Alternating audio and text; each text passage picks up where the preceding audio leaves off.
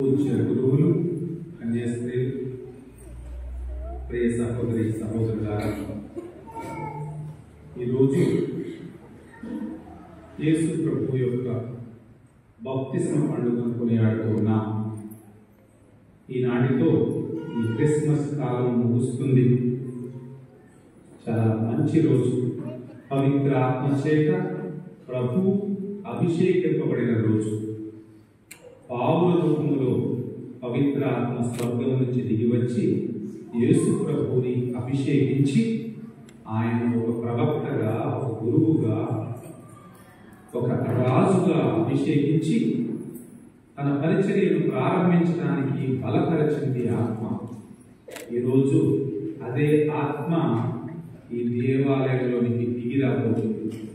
అదే ఆత్మ వచ్చి మనలోని కొంతమంది బిడ్డలను ఆత్మ అభిషేకించబోతుంది.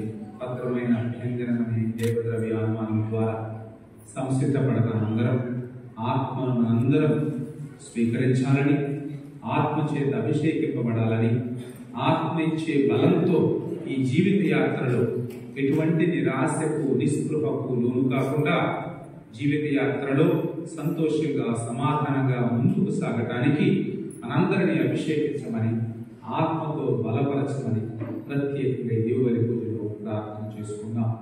ముఖ్యంగా ఈరోజు మొట్టమొదటిసారిగా దివ్య ప్రసాదాన్ని లోపలిపోయే బిడ్డల కోసం, ఆత్మ చేత అభిషేకింపబడిన బిడ్డల కోసం ప్రత్యేకంగా ప్రార్థన చేద్దాం.